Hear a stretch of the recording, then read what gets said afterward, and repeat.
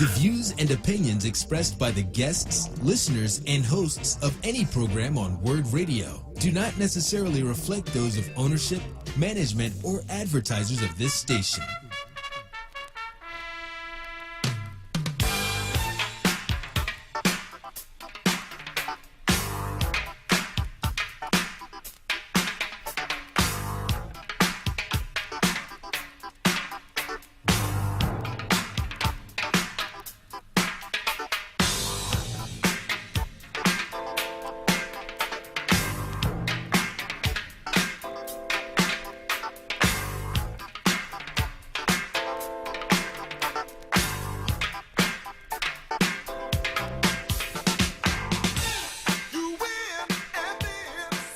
Good morning, everyone, and welcome to another edition of the Chris Murray Report on WURD. Happy Saturday to everybody.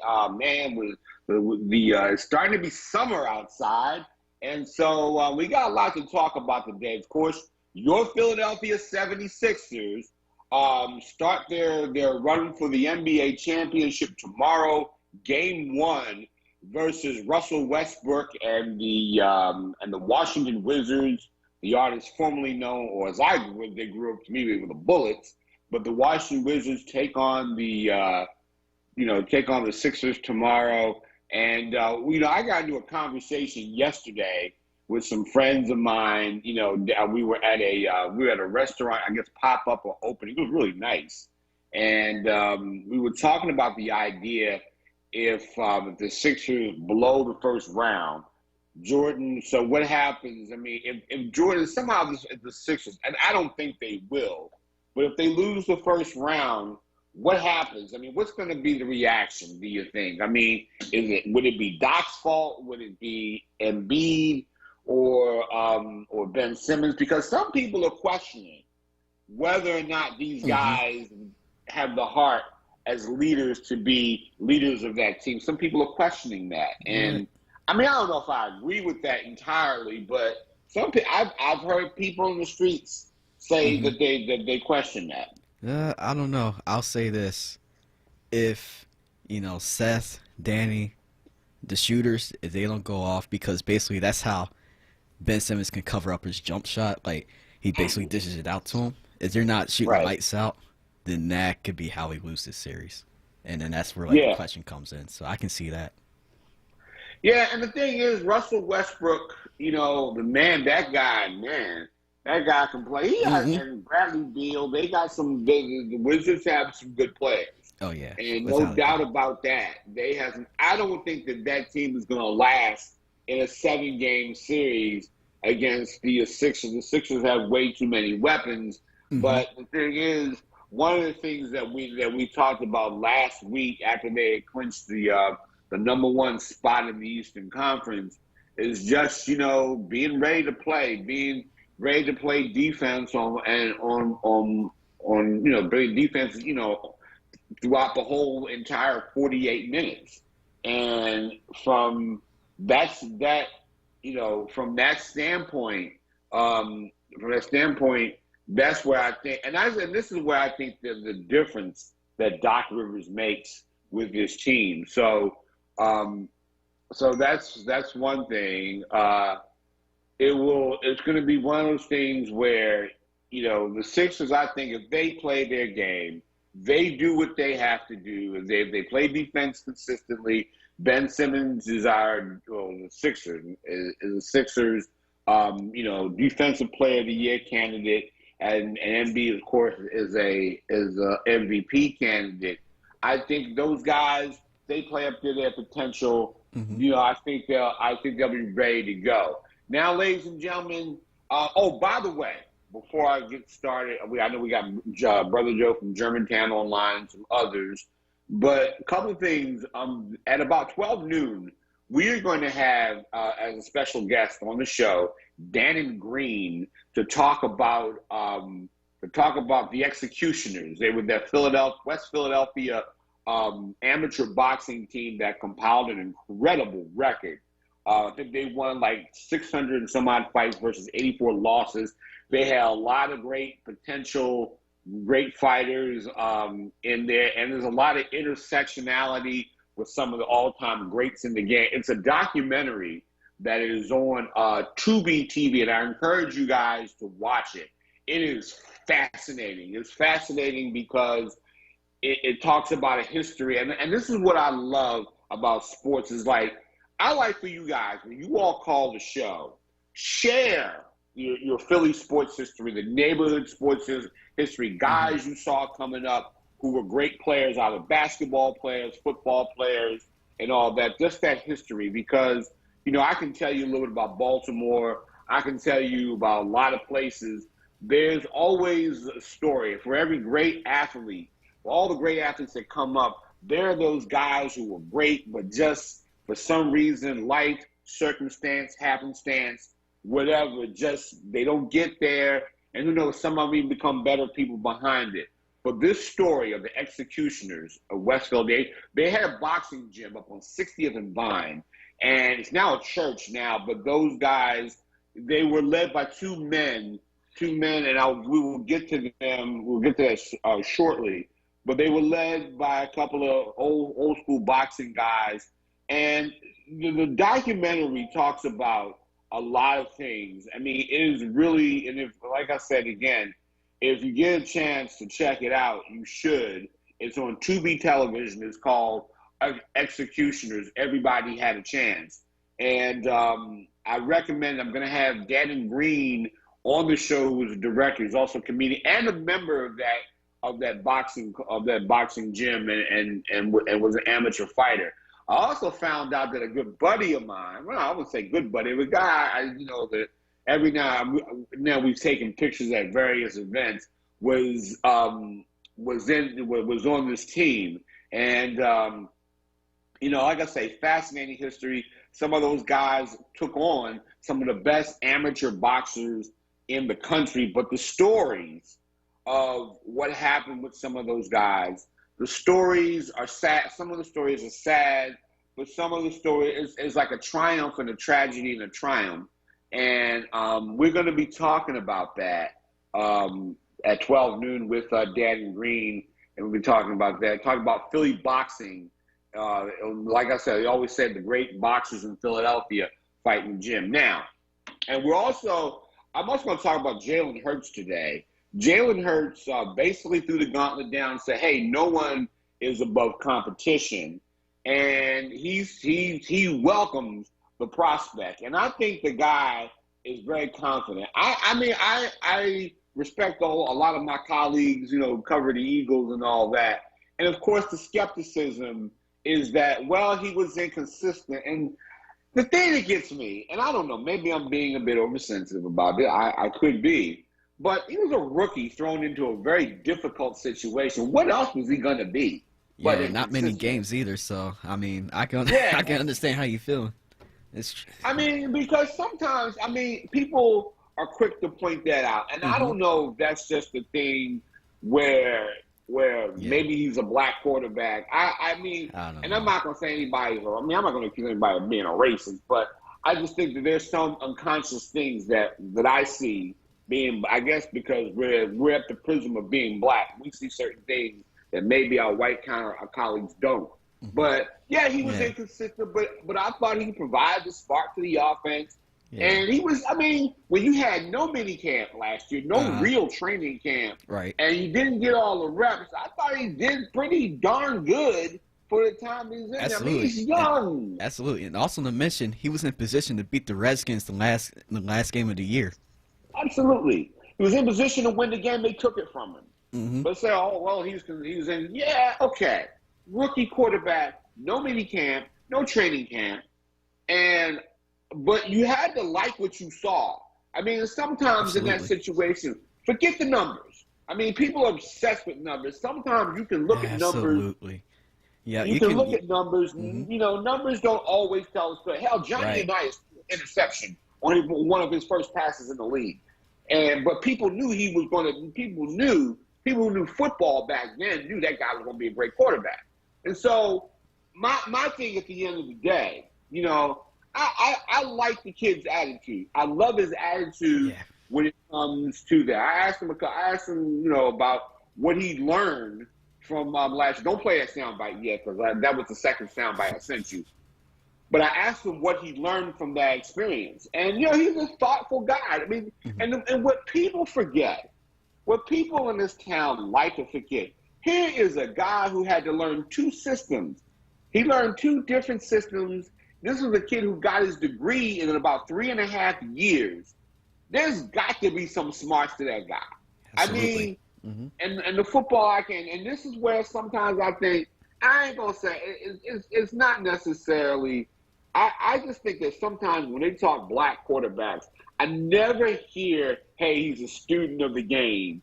It's always his athleticism. He has great athleticism, okay? This guy is, but white quarterbacks are seen as, oh, well, he's studious, he works hard, and all those things. And that's not to say that anybody, like I said, I'm not saying anybody's a racist, but I just think there's some things that are unconsciously put in, just there. And it's just the outcome. We see black quarterback, we automatically say athletic. Here's this guy, all from all reports. I asked Brandon Graham about it, and I asked a lot of people about that. And this is a guy who's come in and done the work. And I do think, and I just wish that when black quarterbacks come out, that they stop. I understand, yes, they're athletic, but some guys are students of the game. I mean, they are. I'm just saying, and at the end of the day, I just wish people would say that. I don't know how people may feel about me saying it, but I don't care. But what I am saying is that this is a kid. I mean, I'm not saying he's going to be the next whatever, who's the what's it quarterback or whatever. I'm not going to say that yet till he learns he's got to get in there and play. But I'm encouraged by the guy's attitude, and I'm encouraged by his work ethic. And I look at what he did in college. I know college people say college don't mean that, but it does mean something. When you work your butt off, you take a team, you take 2 different teams to the college football playoff. There has to be something there.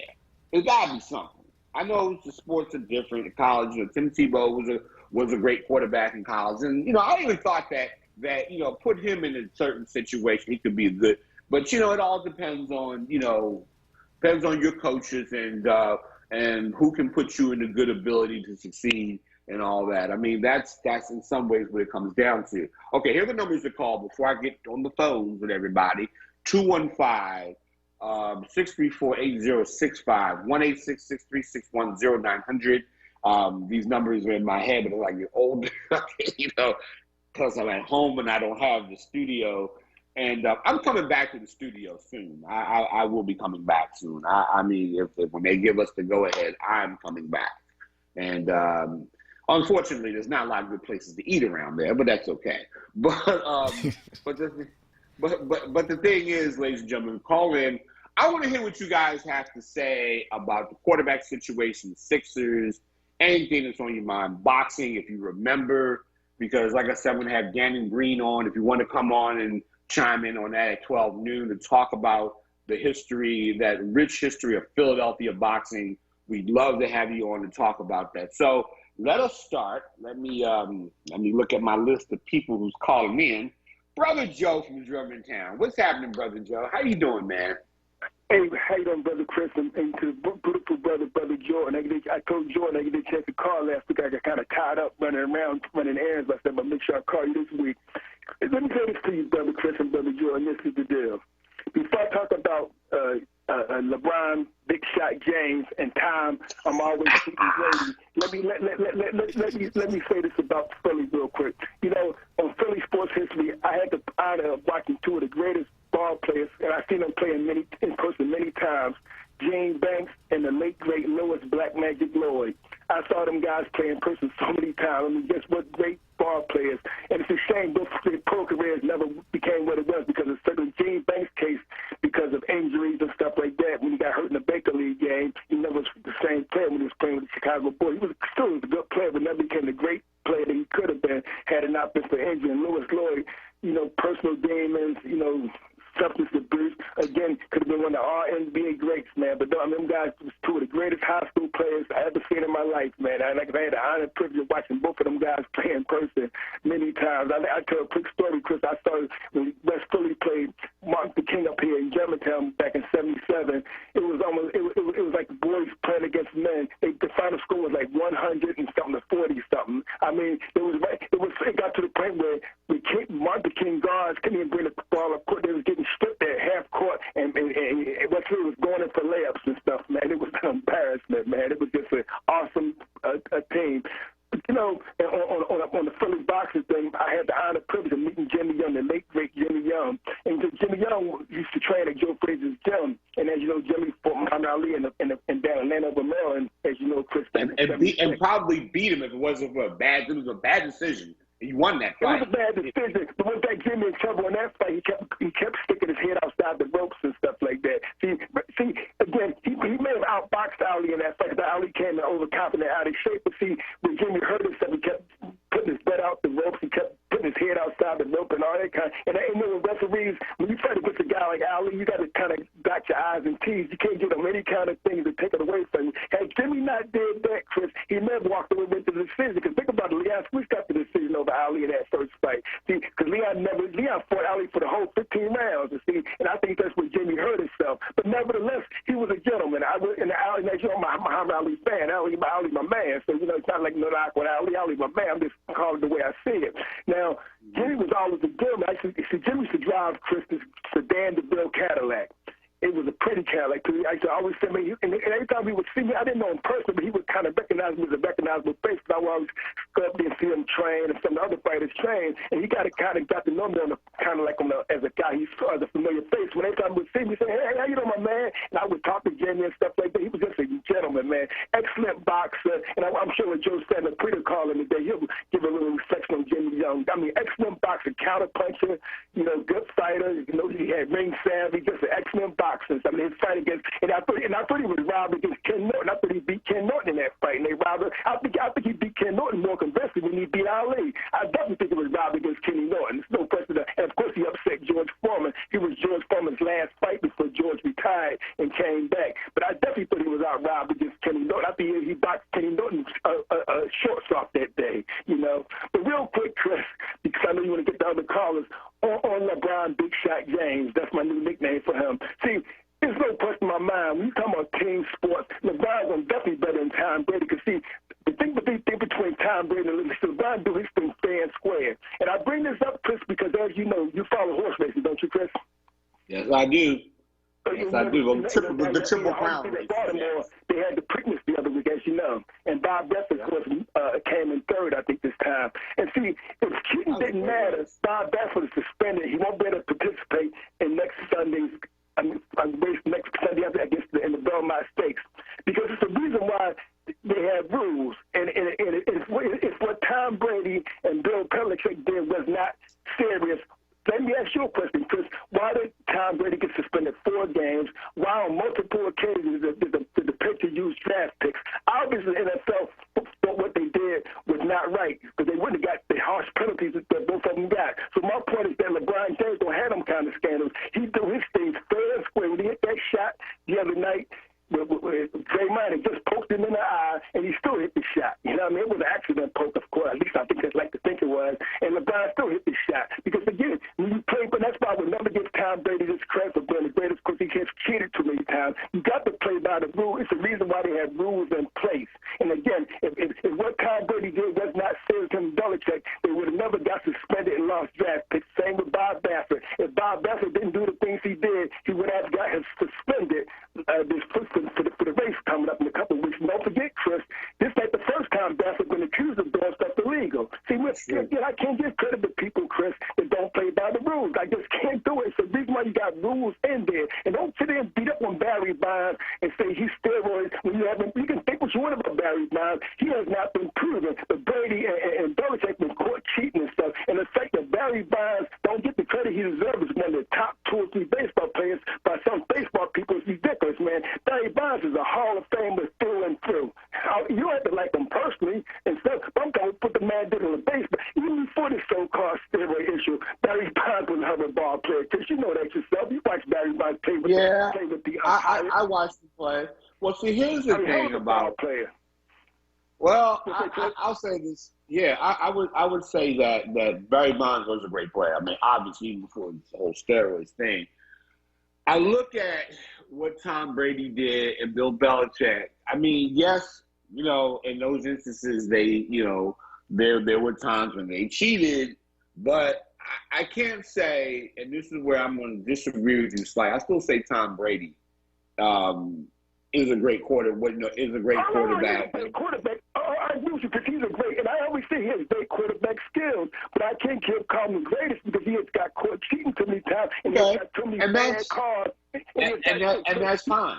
And that's fine on your part. And Chris, he's got too many bad cards in your favor. Your beautiful wife, Denise, who I talk to from time to time, she'll tell you that his whole career started on tells me that all the time. He has got cards against Kansas City, and that's too bad. Against Kansas City last year was a bogus card, that bogus pass in the fans. Or against Kansas City the year before, that AFC title game, the year prior to that, the guy hit him on the shoulder, and they called roughing the pass. I mean, he clearly hit him in the shoulder. There was also a bad offsides call that they made.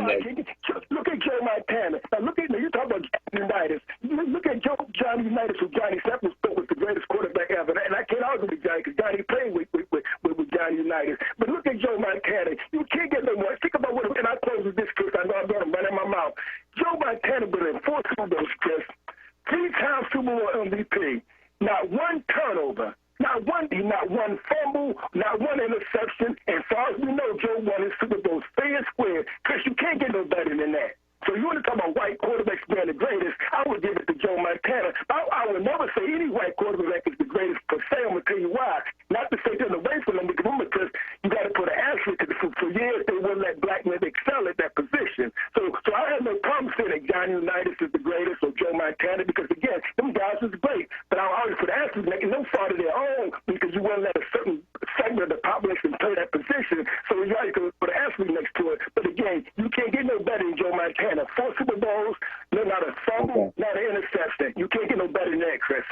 Thanks. You're probably right about that, Joe. Thank you. We got to go to break. Thank you very much for the call. We come back from break. We got Joseph from Massachusetts, I'll answer some of those questions. I got to answer back.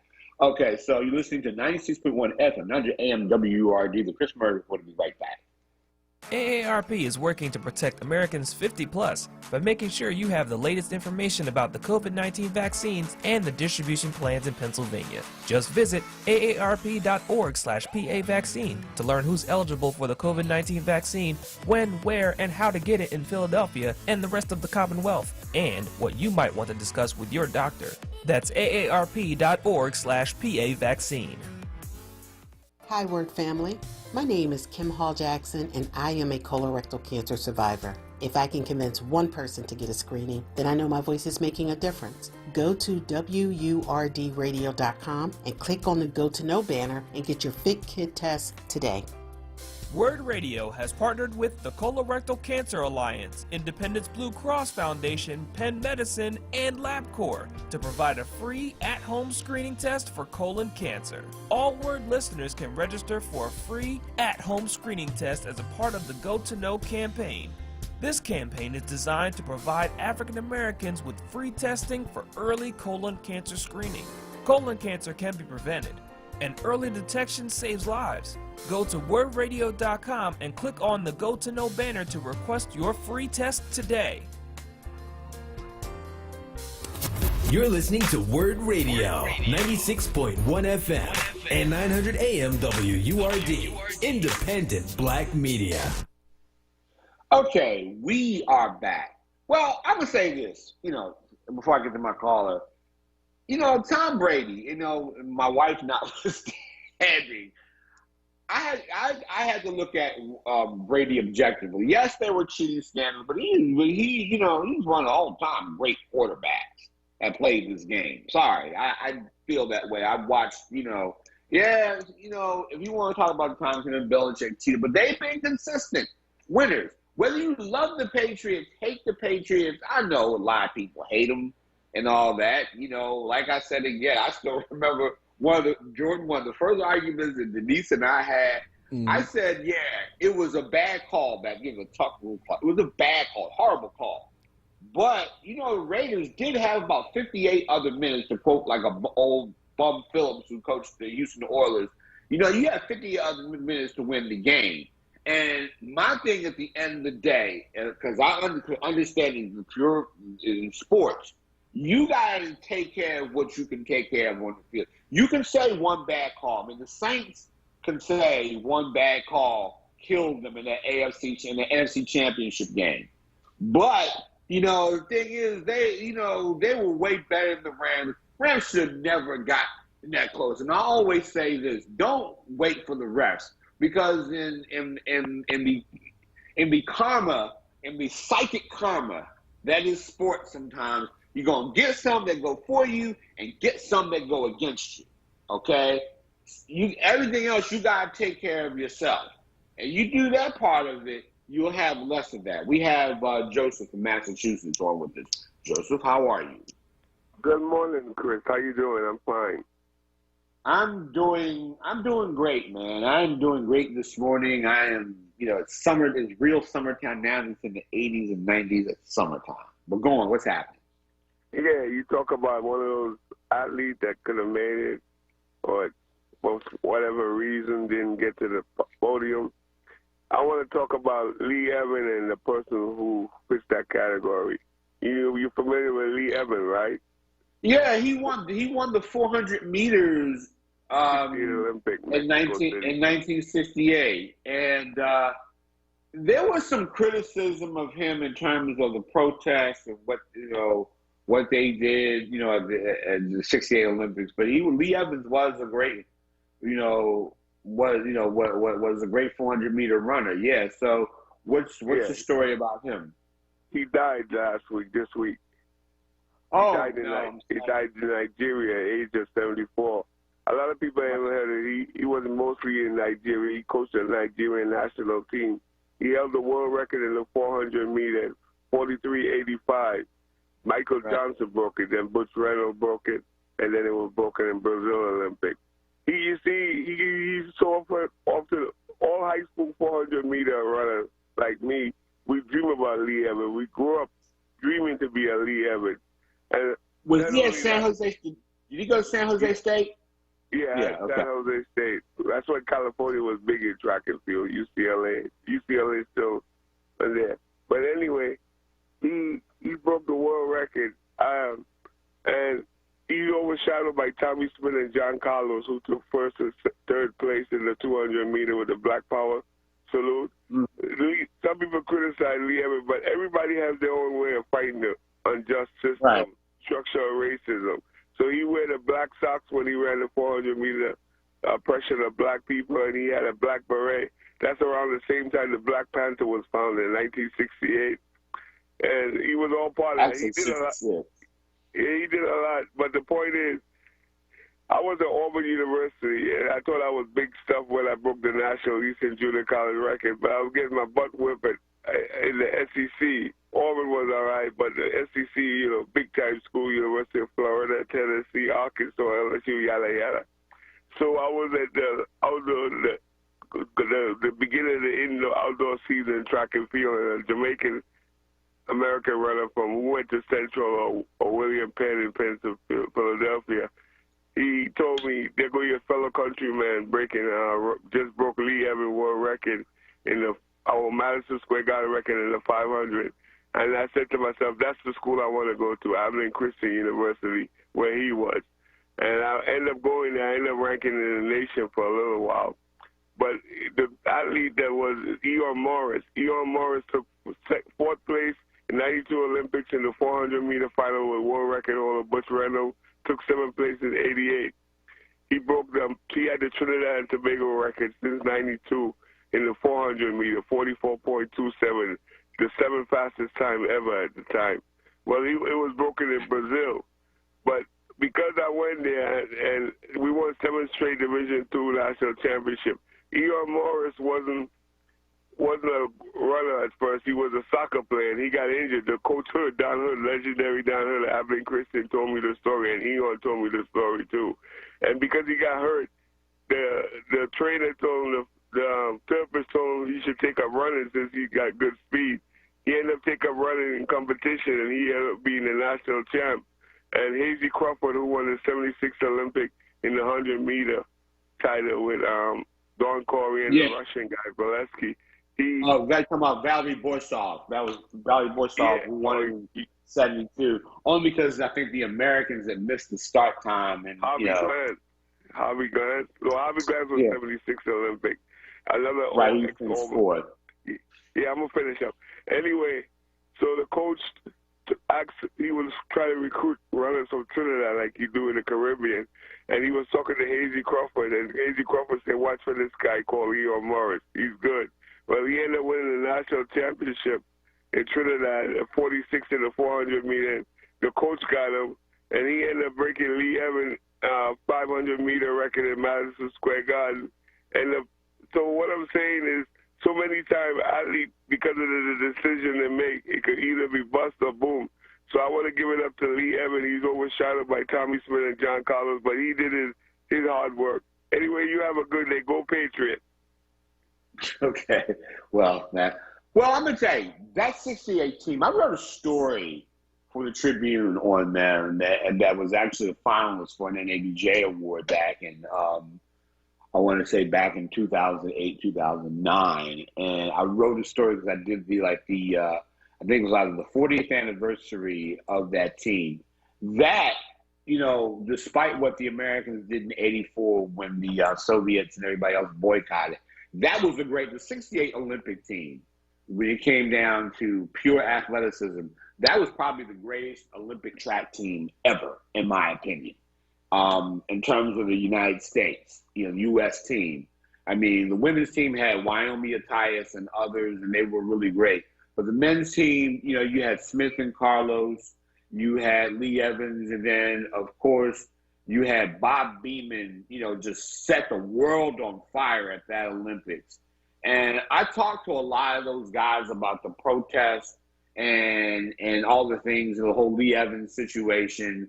But the thing is, Lee Evans was one of that great crop of runners and athletes. I mean, Bob Seagren, I think, won the pole vault. I think it was I was trying to think of the guy who won the decathlon. I mean, even Jim Ryan finishing second to Kip Kano in the mile or the 1500 meters was, everybody expected Kano to win. I mean, not Kano, but they expected Kano, but everybody was from Jim Ryan. I mean, you had a great team. The United States won the 100, the 100-meter dash, the 200, the 400, and it was just, like I say, it was just remarkable. I think they won the pole vault, and I'm trying to think, was it Dick Fosbury who won the gold medal with the Fosbury flop and everything, and the high jump?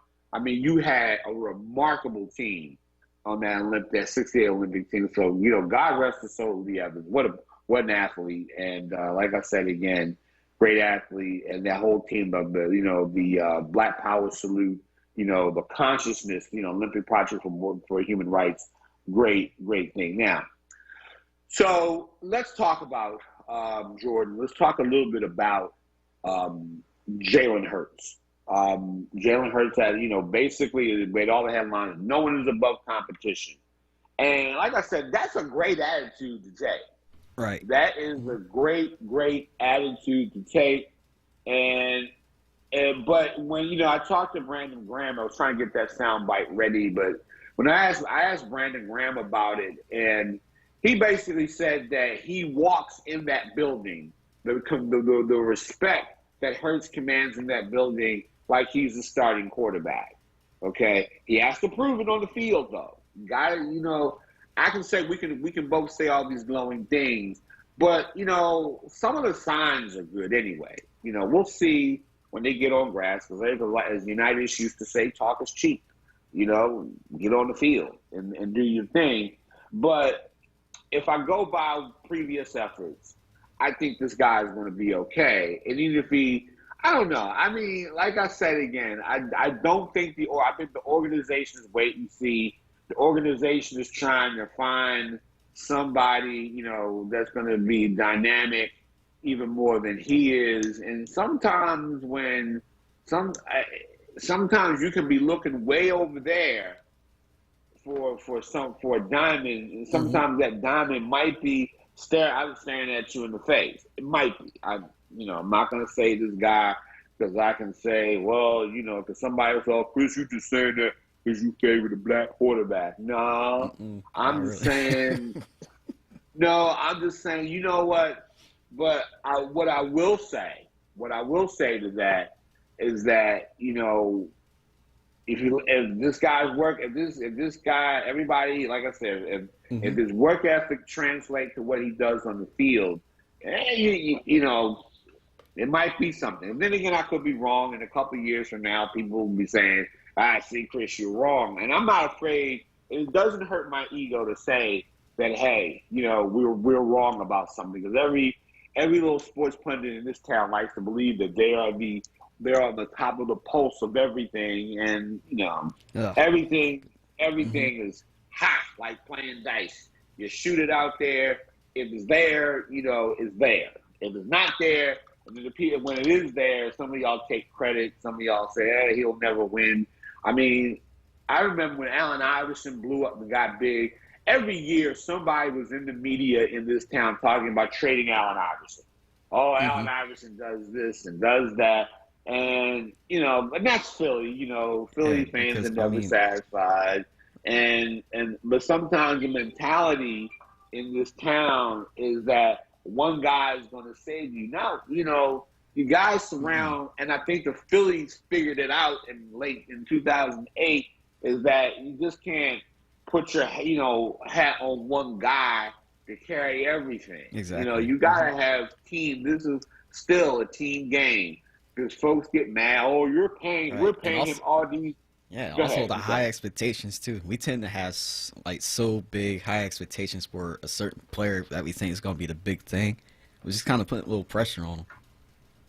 Yeah, I mean, but you got to deal with that pressure. But then, even when they do good, Mike Schmidt caught hell. It's just, and Mike Schmidt, white boy, white guy, great player, and but I think guys like there's this. I would say that there's a mentality here that says they don't like you to make it look easy, and some guys are so good they make it look easy. Yeah. And that's nothing wrong with that. If you're that good and you make it look easy, no problem with that. You don't have to look like you're always, sweat and all this other stuff. It looks good, it looks cute, but if you're executing and you're winning, I don't care how you do it. And I like I said again, you don't have to pass for 300 yards in a game to win, to win the game. My thing is figure out a way to win the game. That's I find when people get addicted to statistics, it's come on, man, and I guess like I said again, there's a difference between understanding how we in the urban areas look at competition and people out in the suburbs look at competition. My thing is that in urban areas like Philly, we will scrap, we will fight, we will talk trash. We will talk about your mama in order to win.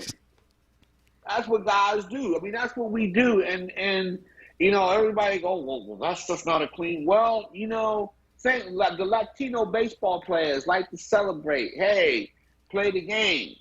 And people get mad about that. People get mad about, oh man, you have to do it in our way. And I'm just like, look, man, guys winning for me. If you're winning.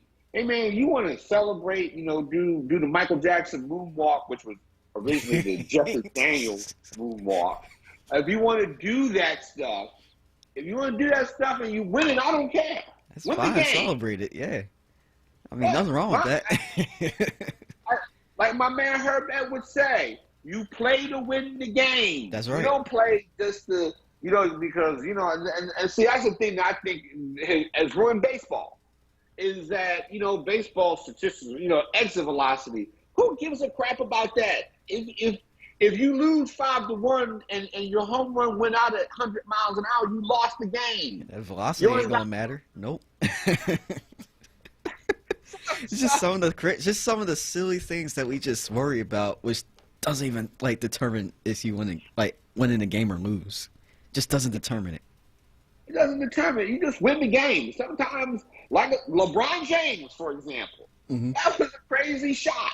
He would. I mean, that's how his shot. He just threw it up and it went in. Boy, in front of my dude Steph Curry too. From the freaking logo. Right. And the thing about it was Steph Curry played the right defense. It wasn't Steph Curry did nothing wrong. And the point that I'm saying is that's the spontaneity of sports. That sometimes, like I said, 100 years ago, someone believed that no one could run the 4-minute mile. People do it in high school now. Okay, so it's almost like, a certain person said, well, they'll never have a 5'11", playing, as the offensive guard spot. Well, I'm gonna tell you something. That's the difference. I mean, I've seen little guys.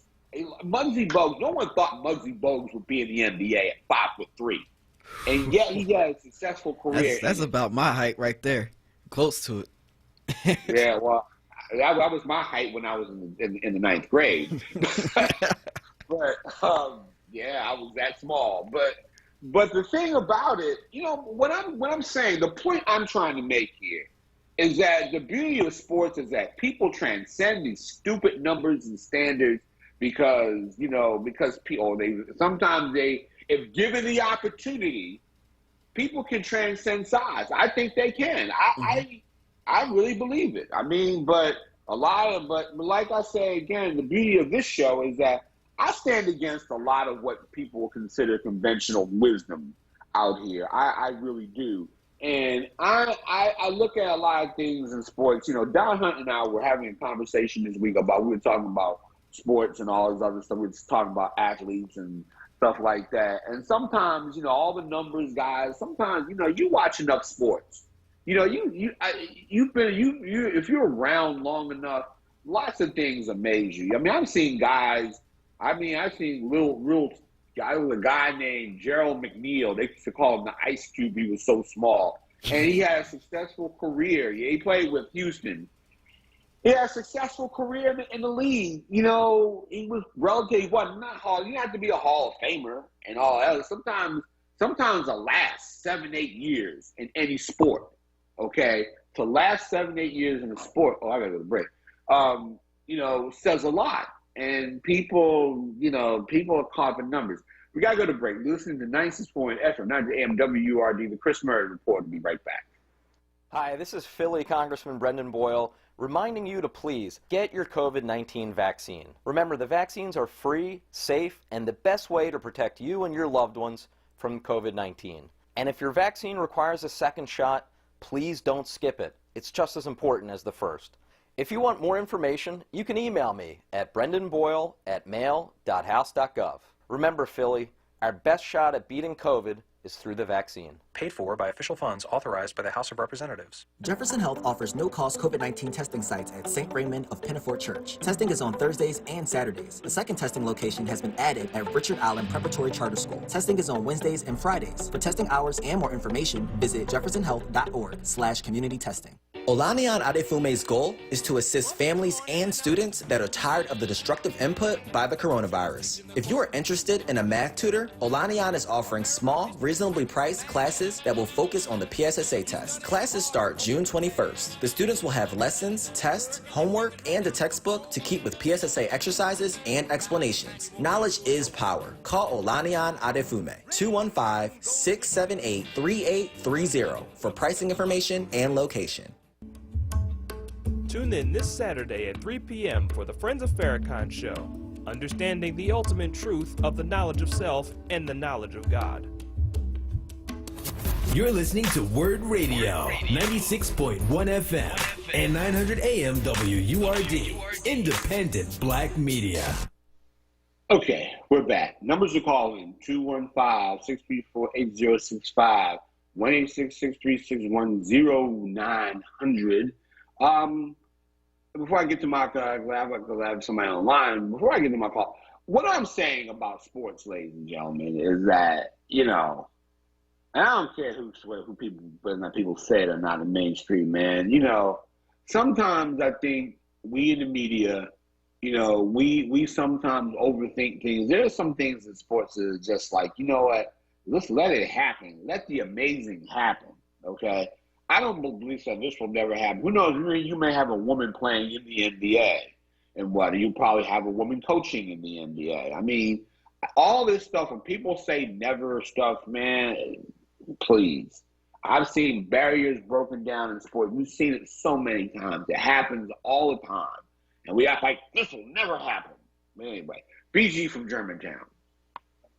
Hey, how you doing, Chris? I'm doing great, man. Hey, I go to the gym early on Saturdays. I go to LA Fitness just to get back to listen to your show. So your show compromised my workouts, man. Man. We already had a woman in the NBA. Wasn't Dennis Rodman in the dress before? I mean... Oh, stop. Come on, man. But I wasn't calling to No, say man, that, you can't say anything. I mean, Dennis Rodman, greatest role player of all time, although it's kind of a pun there, so with the dress. But he was the greatest role player in terms of getting rebounds and he was the embodiment of a team player. Oh, no doubt about it. No doubt about it. But, you know, Dress I like the fact, you know, it seems like there's a conscious effort in media to discredit and diminish LeBron every time. You know, LeBron has hit more buzzer beaters in the playoffs than Michael Jordan, Kobe, Steph. But he makes the great shot on Steph, and everybody said it's luck, like he's some leprechaun or something. Well, he's had a lot of luck then because he's hit a lot of – it seems like ever since he did the meltdown in Dallas, and he did choke against Dallas. He didn't play well. It's like people act like he hasn't done anything since then. He's won 4 championships. He's hit a lot of game-winning shots, but they only talk – it seems like they just fixated on the bad series against Dallas, and they're holding that against him forever.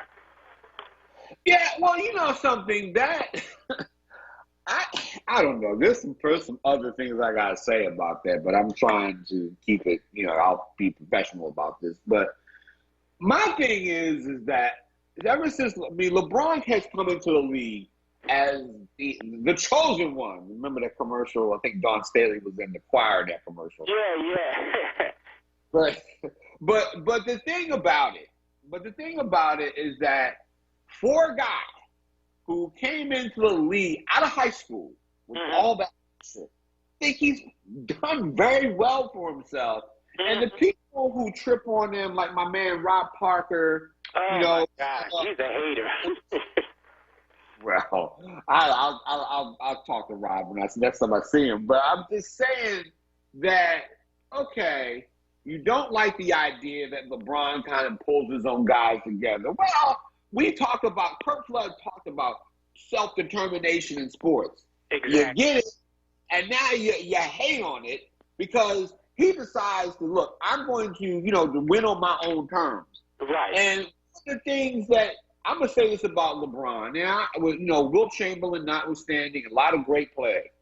I'm not going to ever say again that any one player is greatest of all time, because you can have arguments all day between Wilt, Michael Jordan, and everything else. Exactly. But I got to say, though, that LeBron James, you know, in the pantheon of great players, if like I say, you know, he's in the class. If you want to say he's in the class by himself, and the reason why he's in the class by himself because they don't take too long to call a roll. That's and right. When they call a roll of great players in the NBA, they're going to say LeBron James. Exactly. They're going to say LeBron James because, to me, you know, he may not be as clutch a scorer as a Michael Jordan, but this guy knows how. I mean, he plays every aspect of the game. Exactly. And he helps his team win every aspect, whether it's the rebounding battle, triple doubles, you know, what he did in the 16 NBA finals. Okay? To lead in every statistical category. Are you kidding me? Exactly. I mean, nobody. Jordan didn't do it. Kareem didn't do it. Wilt didn't do it. That's Bill right. Russell didn't do it. That's right. Okay? He has something that those guys don't have. Okay? Yeah. And that's not to diminish the greatness of a Bill Russell or Wilt Chamberlain. I'm not going to say that, oh, wow, you know, LeBron over those guys. Or Kareem. Nobody ever brings up Kareem. Okay? Right. Nobody ever says anything. And if you're an NBA player, I swear to God, I don't get this. I would be at Kareem Abdul-Jabbar's house. Mm-hmm. You know, I bring him some history books, or just regular history, he's a historian, and I say, can you teach me the sky hook? Mm-hmm. I mean, that's what I would do. Can you teach me the sky hook? Right. Because no one was ever able to stop the sky hook. No one. You know what's funny too? You see with Kwame Brown, he's been going off on everybody, man. Yeah, I've been watching just like Kwame. I mean, you know, it's fun. Some of it's funny. Some of it is funny. but Kwame Brown spent far too much time at Popeyes. Yeah. I mean, and Kwame may be speaking the truth. I'm not gonna clown Kwame Brown completely because he speaks some truth. I'm not mad at him speaking truth, right. But sometimes, but dude, you know, okay, you can criticize and you may be right, but dude, you came out with all this hype and you had a nice career, which is a good thing about, you know, and you're better than the average, and then all this knuckleheads sitting behind microphones and holding notepads. And I'm feeling him on that, but at the same time, dude, really, you know, he didn't live up to it. He didn't do, you know what's wrong with people when we live in this time of hypersensitivity and people can't take constructive criticism. And what you said is another example of LeBron being smart. I remember he went to Akeem Olajuwon to learn some post moves. He went to different people and asked them what it would take to win a championship. And Charles Barkley and Reggie Miller both criticized. They say, oh, you figure it out for yourself. And it made me realize that's why they never won championships. They couldn't humble themselves enough to go to somebody who, it would be like wanting to learn journalism. If I wanted to be a writer, I would go to Chris Murray and say, hey, man, what do I need? But a lot of us lack humility, so that's why we don't get to where we're supposed to go sometimes. Well, see, I agree with that. I watch my colleagues. I listen. I read everybody, and I know what's out there. You know, although I don't know if anybody reads me, but I don't care about that. I mean, you know, I'm gonna do my work. You know, I go into these press boxes every day. I go in there, and you know, I may ask a question. You probably heard me ask questions at press conference. I don't know if people think that I ask dumb questions. Maybe I do. Then again, no more dumber than anybody that's sitting in them rooms. You know, but the thing is that, you know, I learned from people. One of my favorite editors at the Tribune was Mike Bruton, who was a great reporter and should have really gotten his due when he was with the Inquirer. Yeah, I like him a lot. He used to write some great articles. Yeah, Mike Bruton was probably one of the great best sports writers at that paper. Him and he mentored Steve. Not only did he mentor me, but he mentored Stephen A. Smith. Mm-hmm. And the thing is that guy was really, really good, and a lot of people didn't want to give him his props. But my thing is, you have to learn. I had to, you know, a lot of you learn from other people. Exactly. But going back to LeBron James, I think that a lot of the haterade that goes against James, and you know, that goes against, I mean, there are a lot of people who are stuck in Michael Jordan. You know, Michael Jordan. I was, you know, I didn't go to school with him, but we were college freshmen the same year, and you know, Michael Jordan was a great player. I saw him. I mean, he was a great player. And I'm not going to take it, and I'm not going to even go anything against him. I'm not going to say anything against him off the court. Jordan was a great player. Exactly. Okay, and we give him his props, but I'm not going to take it away from LeBron. Jordan is one of my contemporaries from my generation. Right. This and for our Jordan Booth, LeBron is the great player. He'll talk to his grandkids. The man, LeBron James was the man. And that's fine, and that's the thing. You know, that's what we do. This is sports.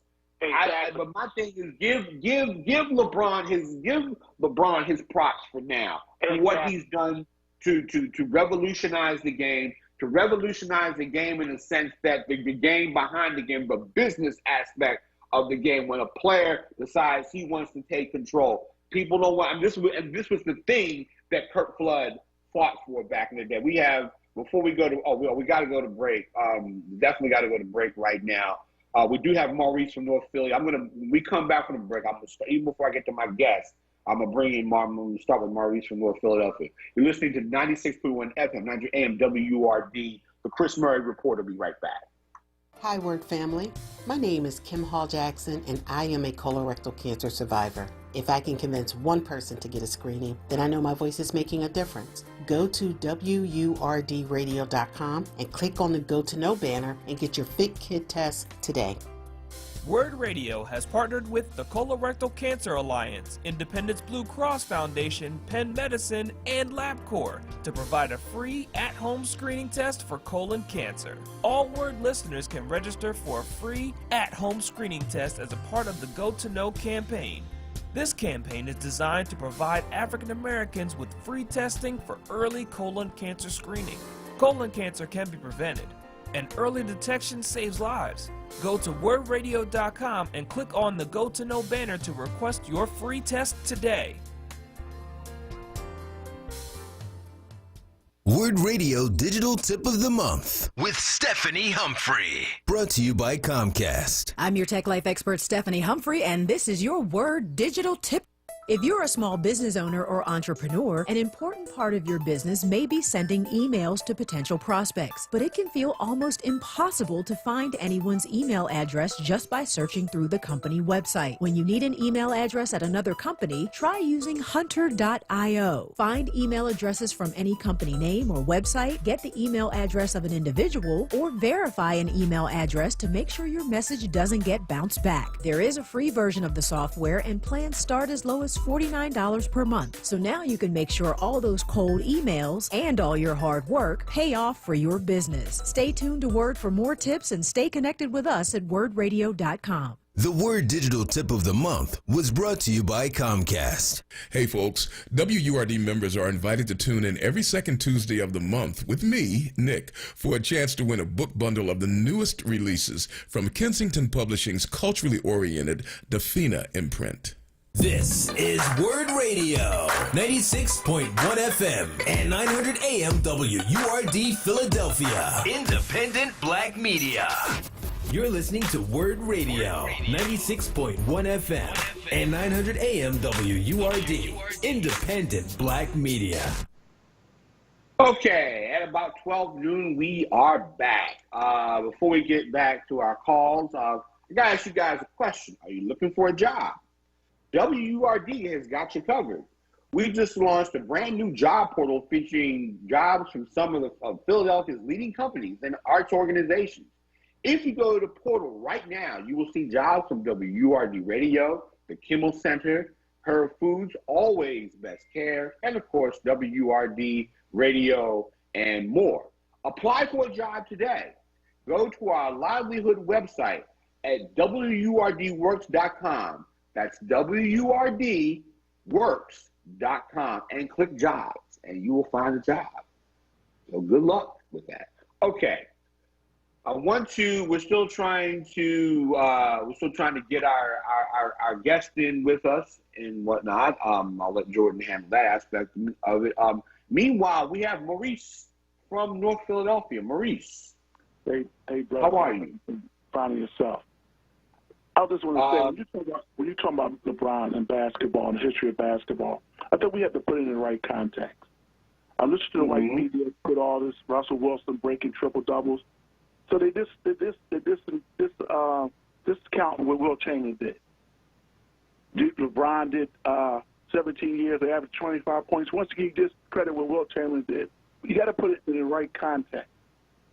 LeBron played longer because he's going to play longer, but he didn't do nothing that Will didn't do. None of them got it done. No one's saying that, though, before him. But skill-wise, then we don't do this.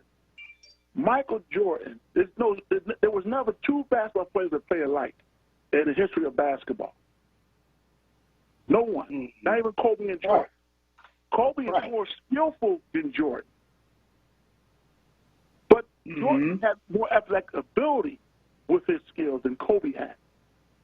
And the little mindset is a little different. Right. Here's the difference. So we have to put it in its right context, because it don't matter if LeBron wins 30 championships. He don't surpass Wilt. He don't surpass Mike. And he definitely don't surpass Kobe. He just did it in his era. Now, what people don't say is this.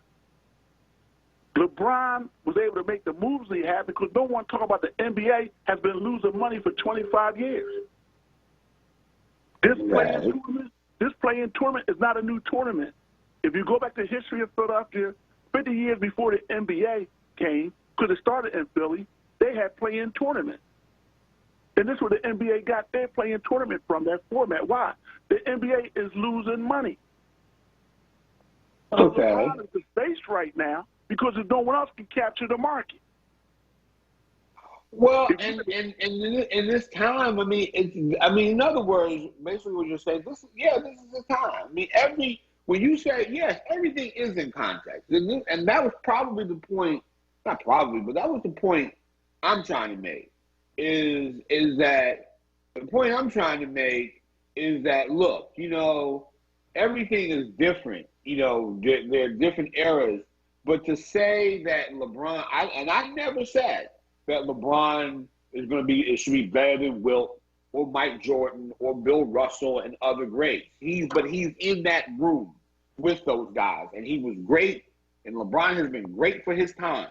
Yes, he has the longevity. Yes, he's been around, and yes, he utilized the power to build and to put his team together. I'm not mad at LeBron for it because it was available to do in his time.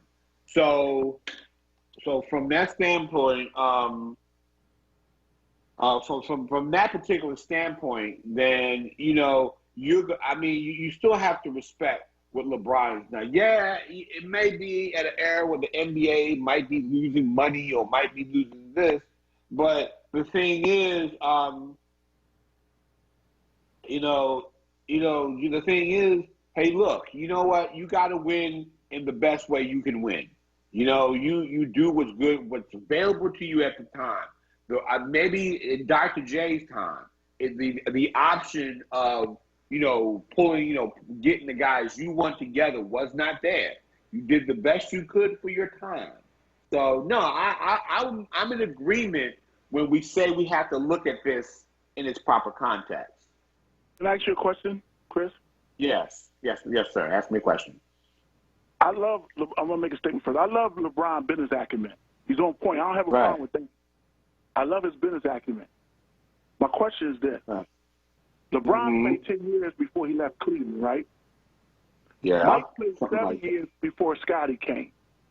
Both of them two players were scoring at will. They had free range. Kobe sat the first 3 years because of Del Harris nonsense. So Jerry West traded everybody. Then when Phil Jackson came, Kobe had to share the ball with Shaq. Kobe would have shattered Michael Jordan's scoring title record. He would have shattered him. Because no one is more, as a scorer, can score like Kobe. His skill set allowed him to be a more efficient scorer. Okay. An Olympic scorer. But he was hell-tied. And if you go back 1 year, Kobe had a chance to win the scoring title the third time, and Phil set him down, said, no, we're here to win championships, not scoring titles, and he only needed 2 points.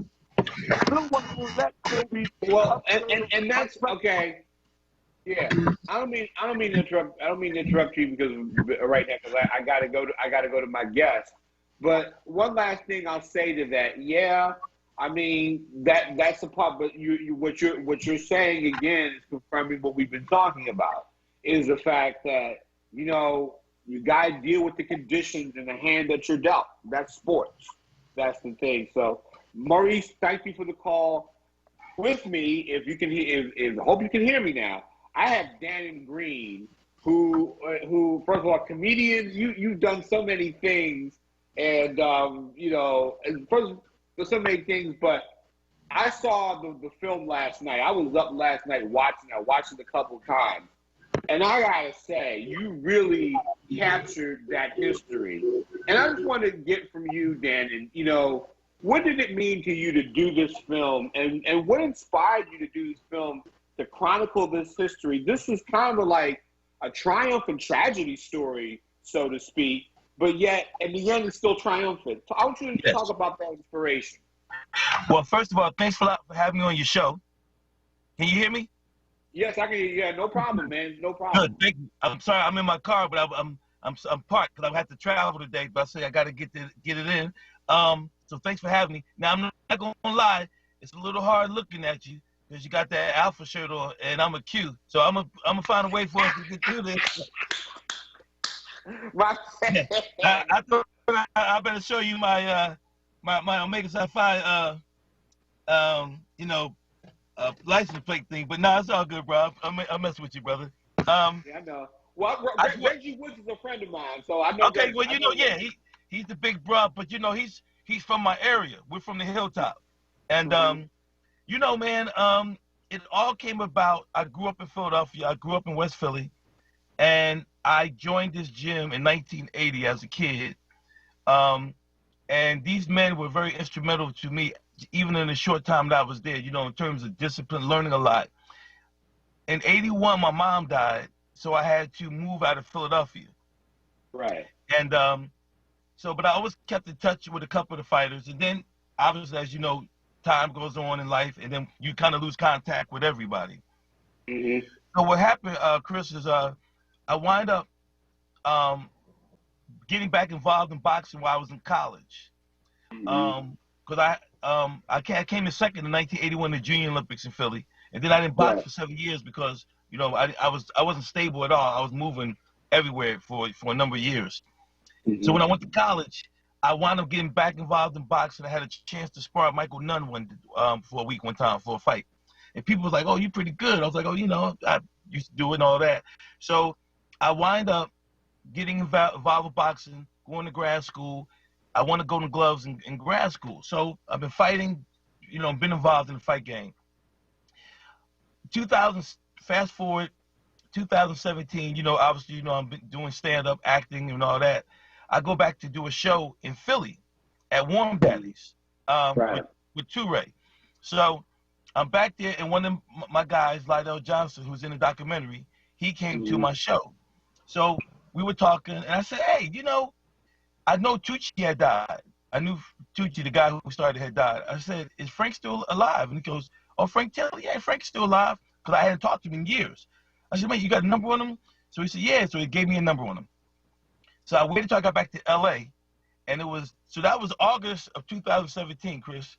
So about about middle of October, I said, let me call him. I had the number. I hadn't called yet. I called him up, and now I haven't talked to this man in years, bro. Like, I'm telling you, 30 years, whatever. You put some years on it. I don't know. I'm a kid. So I go, yes, it's Frank Taylor there. And he was always a cool, good, nice guy. He said, yes, this is Frank Taylor. And I go, hey, Frank, this is Dan and Green. I used to box for you when I was a kid. So Chris, he goes, Dan and Green, Felton Street, Southpaw, good fighter. Yeah, I remember you. And man, I almost cried on the phone, man, because the man ain't seen me in years, and he remember where I live. I mean, we can remember what kind of kid you are or what kind of person, but when you can tell me where I'm living, you know what I mean? I'll go like, wow. So we talked for like about 20 minutes about life and all that, hung up. Man, Chris, about the beginning of November, I said, somebody got to tell this story. I don't know where it came from. And I'm a spiritual man, I'm a Christian. I believe in God and all that. I believe something talked to me. He said, somebody got to tell the story. I said, because when he dies, that goes to the grave. Nobody's going to know about this gym. And then it was the other part of Bernard Hopkins having their name the executioner. So I was like, when people look up executioners in Philly, they're going to see B-Hop. And I know B-Hop. I got no beef with Bernard Hopkins. We rapped a couple of times out here in California. And I know people in this camp.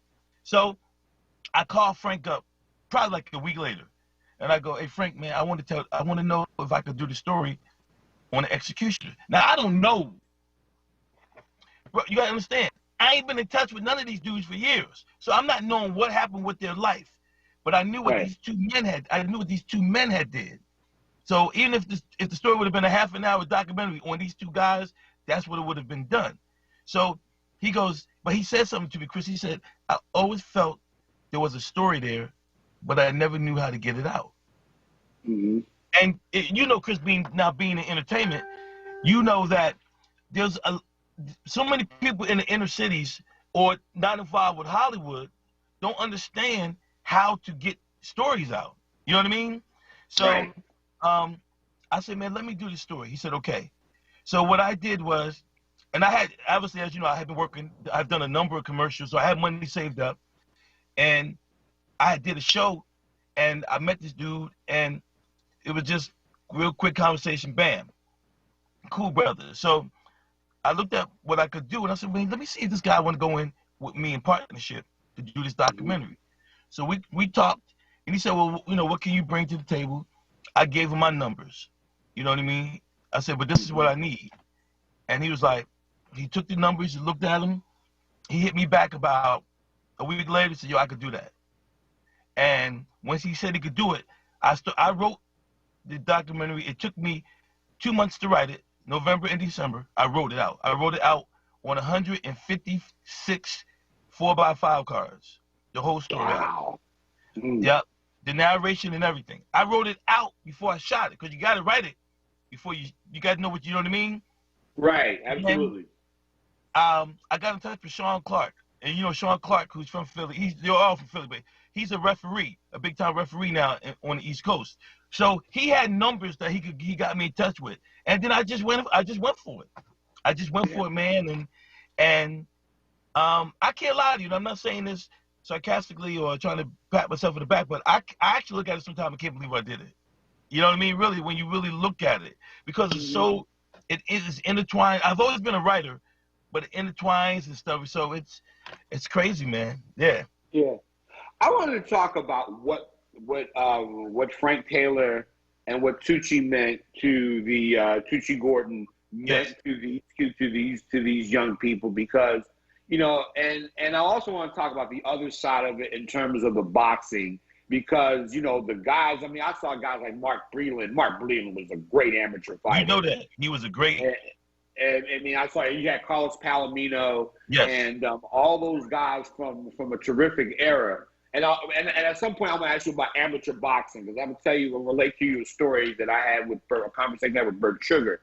But what did those guys mean to the community? Because you see so many, there's so few black, a lot of us don't have our fathers, but there's always some sort of mentoring. And I think, to me, that was really the essence of the story. I mean, boxing, don't get twisted. You have the rich history of boxing. You have the rich history of boxing, guys, you know, who were great fighters. But I think how I interpreted the story was about, you know, these brothers who've gone through their struggles in life, but they had these men to, even when they didn't make it, still make better men out of them, so to speak. And what does that mean from that particular perspective for you? Well, when we grew up, you know, and people hate to hear it because it sounds so old school, but when we say, well, in my block, you know, you wouldn't get no trouble because the neighbor would yell at you, and the neighbor would yell, and then your mom would beat you after the neighbor beat you. But it was true. It was true. People cared, and people wasn't scared. And your mother and your father did not look at that person as being some type of mean individual. They looked at that person as saying, you looked out for my son or my daughter while I wasn't here, while I was at work. So you stopped them from maybe getting arrested by the cops, getting shot by the police, or you know, getting in trouble. That's how the neighborhoods used to be. That's how people as parents used to be. But then what happened with people like Tucci and Frank, these were men that had their own passion. But when you get older, and when I mean older, when you just get old enough to think, no matter what age and levels you're at, you know, if I do something a certain way, that it's going to affect the person one way or another. So you know, if you got your kids and you say to them, hey, if you guys have a good day, I'm gonna take you to go get some ice cream. You know, you got a 95% chance of your kid not doing nothing that day. You know what I mean? Because that kid gonna want the ice cream, right? So when you go to the gym At first, you want to box. See, and you got to remember, when we boxed, boxing wasn't about staying in shape. You was down there to fight. You was either there to fight or you wasn't in the gym. It wasn't none of that. Oh, what you here for? Just to work out. Nah, man. 1979, 80, 85. No, you fighting. It wasn't even no women in the gym really at that time. You know what I mean? So your best fights were in the gym in Philly. I mean, Matthew in Philly, the Philly Wars, yeah. So when you go in there and then these guys are showing you how to box, and then they're asking you, so did you go to class today? And you go, yeah, I went to class, yeah. All right, how's your grades? Good. All right, y'all better keep doing good. Just a little bit of stuff like that. And then you do have parents, most of us, that will stay on us at the same time too. Now you're getting it two places. Now you're knowing that your mother and your father are caring for you, but now you got this dude who's going to show you how to fight, asking you the same questions. So you knew these men care for you. Now, the thing about it, like you saw in the story, they care for you and they give you information. There's always that fork in the road in life where once you get to a certain level, they can't make the decision for you. You got to make the move. Now, but they looking at you like, we equipped you. We told you what you had to do or what you shouldn't do. What are you going to do? That's why if you look at the documentary, you saw that. You heard these guys say, they told me this.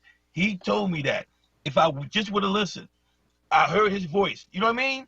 So that's why when you got men like this out there and women, it's important, especially for young black men. People don't understand.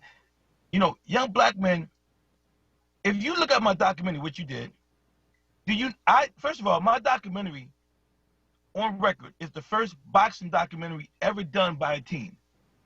Ever. You can go to YouTube, Google. There's never been a documentary about a boxing team. Not Kronk, not out of New York. Research it. I produced the first ever in history. And on top of that, I did something that most sports documentaries don't do. When you see sports documentaries about teams of football and basketball, do you know what they usually do? What? During the interview process? They, go ahead. I'm going to let you answer that question. They usually put them all together in the room at a restaurant. So everybody tells their story off of the other person. If you look at my documentary, each man was interviewed by himself except the Clark brothers because they were brothers out the same household. Everybody else got interviewed separately. Why? Because I knew emotionally the question you just asked me, they're not going to be able to talk about those men the way they really want to if they know they got this dude next to them and their testosterone kind of level just kind of get pumped up. They're like, I'm not going to shed a tear in front of this dude. I'm not going to get emotional. I can't tell you how I really felt about this man. Because if you get Lydell says, yeah, I got some regrets, he might get cut off by Bob and say, yeah, I got some regrets too. And then you're not going to hear what Lydell has to say about his regrets.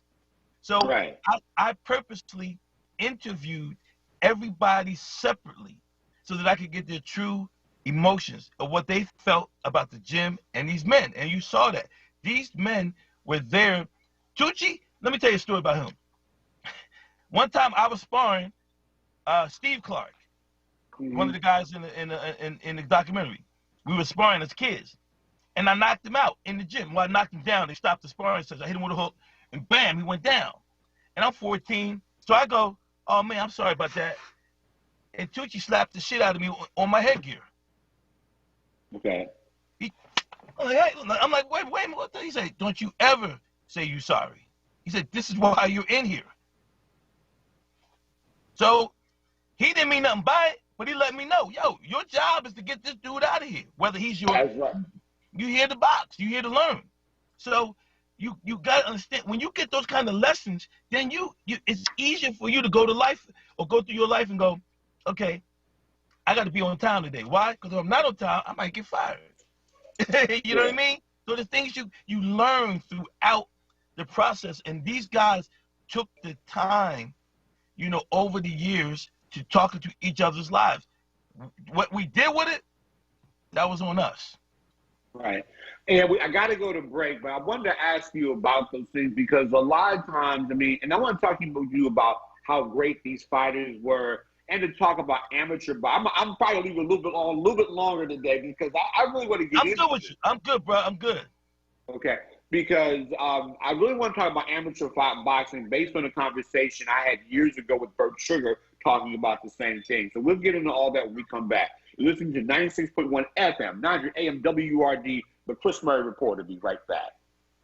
Olaniyan Adefume's goal is to assist families and students that are tired of the destructive input by the coronavirus. If you are interested in a math tutor, Olaniyan is offering small, reasonably priced classes that will focus on the PSSA test. Classes start June 21st. The students will have lessons, tests, homework, and a textbook to keep with PSSA exercises and explanations. Knowledge is power. Call Olaniyan Adefume, 215-678-3830 for pricing information and location. In Philadelphia, everyone is reading this year's free library One Book, One Philadelphia featured selection, The Tradition. Jericho Brown's 2020 Pulitzer Prize-winning poetry collection weaves national history with the deeply personal. Youth companion selections include The Poet X by Elizabeth Acevedo and Hey Black Child by Useni Eugene Perkins and Brian Collier. One Book, One Philadelphia features 8 weeks of programming through June 9th. Visit freelibrary.org/onebook for the full calendar of online events. Tune in Saturdays from 1 p.m. to 3 p.m. to hear Empire Capital and Consulting founder Mark Palmer's show titled Black Money, Black Power. This show centers around black money and how black power is derived from money. Tune in every Saturday from 1 p.m. to 3 p.m. Black Money, Black Power, hosted by Mark Palmer. The WURD Radio Newsletter, keeping you informed, engaged, and connected. Sign up by visiting wordradio.com. Scroll to the bottom of the page and type your email address under Connect with Us. You'll receive the latest information on WURD Radio, messages from our president and CEO, Sarah Lomax Reese, exclusive articles and multimedia content, and resources. Stay informed with the WURD Radio Newsletter. You're listening to WURD Radio, 96.1 FM and 900 AM WURD, independent black media. Okay, we are back with our guest, Dannon Green, who's the director of the documentary Executioners, We All Had a Chance. The title of that, to talk about the box, you guys went something like, I'm looking at the record here, like something like 639 and 84. Which means that over a 10-year span with amateur boxing, and six of your guys were fighting for the Olympic trials in '76. Yeah, invited to the Olympic trials, 76, 80, and 84 over 3 Olympics. Yeah, that '76 team is still the greatest of all time. And I gotta ask though, you talked about Lydell Johnson being blocked by Meldrick Taylor a couple of times and all that. You talk about correct me if I'm wrong. I think Mike Wells was he in the same kind of category as a Mark Breland? He became a minister, right? Yeah, Mike Wells and Mark Breland were in the same weight class as amateurs. And in the documentary, I show the 1983 national rankings. Mm-hmm. And at that time, Mark Breland was number 2 in the country, and Mike was number 5. Wow. So they're a fighter, they're a ranking. I mean, it could have went either way. You know what I mean? Lewis Howard was actually number 1 at the time, even though Mark had a better overall record. But Lewis Howard, who was out of St. Louis, I believe, he was a real tough fighter too. But he couldn't beat Breland. Right. So that's the greatness that these guys had. I was wondering though, we were talking about the forks in the road and everything. Yeah. Those guys all. I like the reality of this because a lot of times people fall into those things, but it's remarkable how some of those guys have bounced back. I'm looking at. I did not know that Robert Nix was it Nix that was the father of Hakeem Nix. I never knew that story. Thank you for telling that story. But talk about how these guys, yes, they were great, but when they hit those forks in the road, they hit them. And for the most part, a lot of those guys have managed to kind of fight their ways back. Does that go back to Tucci and Frank Taylor? How long do those lessons? Because sometimes, kids, we mess up. We don't listen to our parents, and we do bad things, and then all of a sudden, you know, we get into them, and then everything they learn really starts to make sense. You would say that that's the case with these guys, right? It is because here's the thing. When I was in Philly, okay, I started going to high school at Dobbins. My mom died when I was just entering Dobbins in North Philly. So I had a chance to move. And when I moved, my brother was living in New Hampshire. So I went from an environment of all black outside of maybe seeing my white teachers in West Philadelphia to moving to New Hampshire, Portsmouth, New Hampshire, 99% white, and four blacks in the high school when I got there. So that dynamic changed my whole mentality, because I couldn't come in with the street shit, because the white boys, them white kids, like, we don't, you know, just, hey, you up here with us, man. You want to have a beer, or you want to go ahead and, you know, because we don't know about the street stuff. So my mentality got a chance to change. When these guys, the rest of these guys, Lydell and all these dudes, we're all from, you know, Philly. They're from the streets. You know what I mean? Right. At that time, you got to remember, Chris, unless you was an Olympian, or unless you was top 1 or 2, or was fighting for the gold medal, your pro career wasn't like it is today. You ain't getting a signing bonus of $150,000, you know, $200,000, and you might have had 10 amateur fights, but you're looking good and you're good looking. So a lot of these guys didn't have nothing to fight for after a while, and it was like, you can tell me all you want, 2G and Frank, that we need to stay in this gym. You can tell me all you want that we need to stay away from drugs, but that's not putting no money in my pocket. That's not taking care of me. That's not feeding my family, and I'm not going to college. So I got a decision to make. Now, that doesn't mean that was the right decision. That just means that was their decision. Right. But what I believe always happens, and what happens is when you make it and then life starts going, like you said, that fork in the road, you start thinking about, was it worth it? Now, you can't, I always tell people, life is like a swimming pool.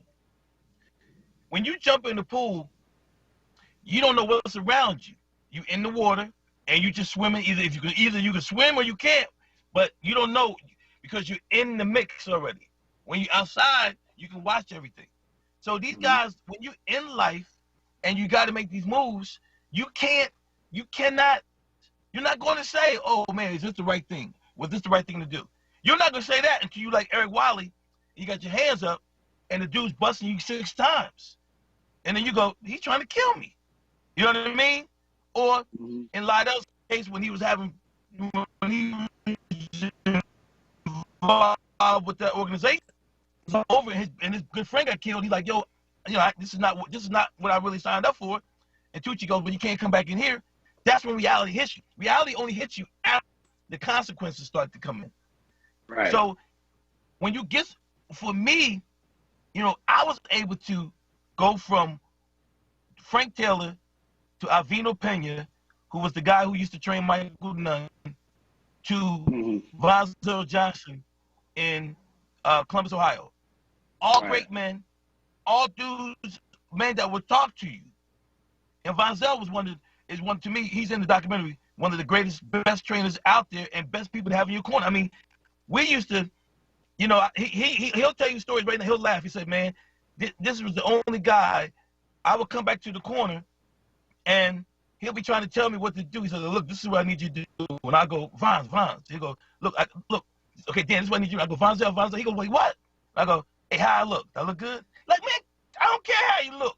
This is what you need you to do in this fight. So when you build this relationship with these people, you talk to them, everything is different. But when you make those decisions, Chris, because you had to make a decision. Everybody has to make a decision. You all get that day to make a decision. And that decision will let you know where you're going to go. And this is why I feel that my documentary one is and I'm not saying, matter of fact, I am saying it because of it. I feel it's the best boxing documentary movie ever done. Because most boxing documentary movies are about people you know. If I ask you right now, give me 5 stories you know about Mike Tyson, you'll be able to tell me just from hearing stuff. or Sugar Ray Leonard or someone else. But if I ask you, hey, did you know there was a great gym on Vine Street in Philly that has 6 dudes that did this? And oh, no, tell me about it. And that's what the kids and adults and people need to hear, because we all, even in this, I hate to say it, but screwed up social media environment we have now, you still need somebody to tell you something. You still gonna need some, Chris, whether it's your wife, your friend, whoever, you're gonna need somebody to tell you, hey, baby, put some boots on today and say it might rain. You need somebody to give you just a little bit of push, and they didn't have it. We had that. That's why when you look at that documentary, each and every man, for whatever mistake they made, either apologized or said, I wish I would have listened. Gary Hinton, who was a beast, he said, I'm sorry, I had to do that. I didn't want to do it, but I had to, he had to survive. Now, whether it was the right thing to do, is on him. But people had to make moves. And I think this is why these men are so important. Someone like Frank Taylor is so important. But think about it, Chris. He sacrificed everything for us, lost his own kid. You know what I mean? Lost his own kid to the street. Yeah. So that lets you know the dynamics of people making decisions. Because even his son, who I know, Fatty, he could have just said, you know what? My dad is, okay, I see what my dad is doing. You know what I mean? You in the house with him. You know where your dad is going. You know he's working at the gym. So that means either you don't like boxing or you want to be with your dad and do it. And Fatty was a boxer and a good one. So these type of moves are all individually inclined, and you have to decide what you're going to do. And see, that seems to be the importance of this, because this is not a story about, there's always the triumphant guy who makes it to the NBA or the NFL and all that. It seems to me do you think that these are the types of stories that need to be told about sports? Because a lot of kids have that dream of getting there and whatnot. And I still say the value of sports teaches you, even if you don't make the pros or the Olympics and all that, it seems to me, and one of my callers like to say we need more of these boxing gyms. Is this the kind of story? And tell me if I'm interpreting it right. Call me a knucklehead if I'm not. But are these types of stories, are they as important to tell these kinds of stories as opposed to, hey, the guy who gets the girl in the metaphorical guy who gets the girl in the end or gets the prize in the end and whatnot? And how important are these stories to tell a lot of guys who are coming into sports, whether it's boxing and whether it's something else? And I'm trying to throw in some questions. Yeah, it's more important. And let me tell you why. See, if you saw a documentary, and documentaries and movies have probably just really got started in the 70s, you know what I mean? 70s and 80s, and you didn't see definitely many of about black people. You know what I mean? But when you saw a documentary back then, and you saw a guy get to the league, it gives you inspiration to go, oh, I can become an NBA player. I can become a football player. I can become a baseball player. I can become a tennis player. Because back then when you saw it, you didn't see those before on TV.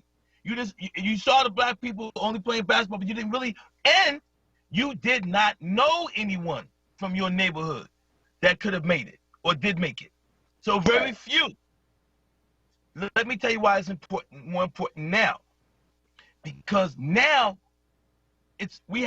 we've been fluctuated with black talent all over the world, right? And talent for young people in general, black, white. Because I think this crosses all color lines. This documentary, but what happens is now you have so many different avenues to go. It's more about discipline now, because now it's like I can get there if I got these skills. I can get paid. Before you didn't know if you could make money. This is why these guys didn't all pay. These guys didn't quit because they just didn't like boxing. They quit because Reggie, I went to college, but he's 55-2. So Reggie could have probably went pro and made a few $1 million. You know what I mean? Same with Lydell, Bob. So, but back then, you're saying I got to go with the short shot. Because I don't know too many people that really made it. So the short shot is education. If you're a hustler, the short shot is selling dope and getting that money. Now, every short shot has a consequence. In Reggie's case, did well. You sell dope, you can get knocked off, anything can happen. So now it's more important because, believe it or not, as much as social media has opened up the world, it's made it smaller. It's made it smaller now. Because now, one, dope game ain't like it used to be, you know, because people ain't smart. You have it on your phone. You want to get a kilo? Okay, let me text you. Yep, you're going to jail. You know what I mean?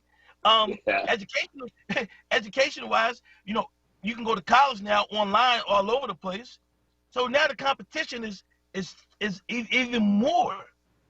So you have to, kids need to know, and adults, I don't like to use just kids. Adults too.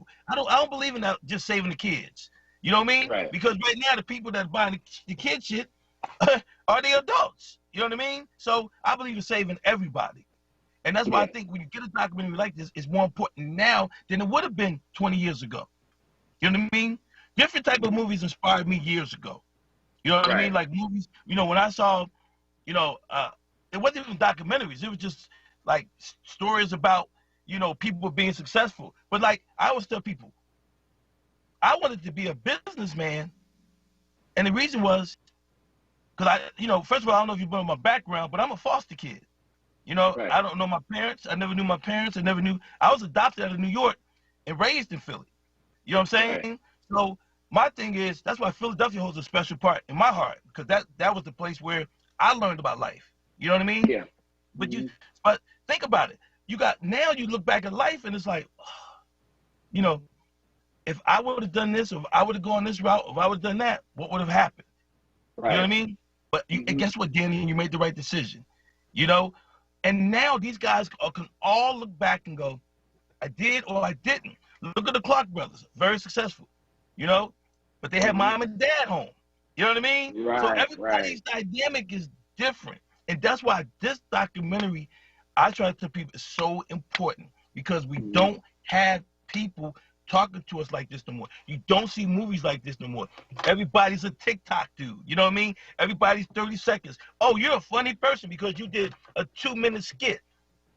No, that's not, you know, you're going to get your bread, but always remember, quick bread go fast. Quick money go fast. And speaking of that, years ago, you talked about, in your film, talked about the amateur programmers are willing away. And I had a conversation with Bert Sugar. We were talking about, you know, I was writing a story about U.S. amateur programs. I think I interviewed Brother Nazim Richardson and some others. Yes. And one of the things is, you mentioned options now. One of the things Bert Sugar talked about was the fact that Ray Lewis, in another era, might have been a boxer. How much has that destroyed or affected, rather, not saying to destroy, it's affected amateur boxing, and the fact that at the Olympics now, and Russell Peltz brought this out, and I noticed it because I'm a big boxing fan, okay? I saw Leonard, Howard Davis, the Spinks brothers. I saw them win those 5 gold, 1 silver, 1 bronze, Leo Randolph, and all those guys. And my thing at the end of the day, how much is the lessening of, it seems like amateur boxing has imploded on itself and internationally, but it's also dying at the local level, maybe because the athletes have options or the funding is not there. What do you think is the reason for the demise of amateur boxing? Okay, we're gone. Oh, no. No, where are we? Oh, I guess we lost our picture, ladies and gentlemen. Sorry about that. We lost the transmission, but and Jordan will hopefully get him back. We're close to doing a break anyway, so we got to go to break. You're listening to 96.1 FM, 900 AM WURD, the Chris Murray Report. We'll be right back. Hi, this is Samantha from Leo's Apparel on Germantown and Lehigh Ave. Open from 9:30 to 5:30, Monday through Saturday. We have the hottest selection of boys' dress suits and casual sportswear for boys, sizes 2T to 20. Men, let me tell you, we got in a large shipment of straws from Stetson. We have new linen and dress suits. Biggest selection of Stacy Adams shoes. Get an extra WURD 10% discount.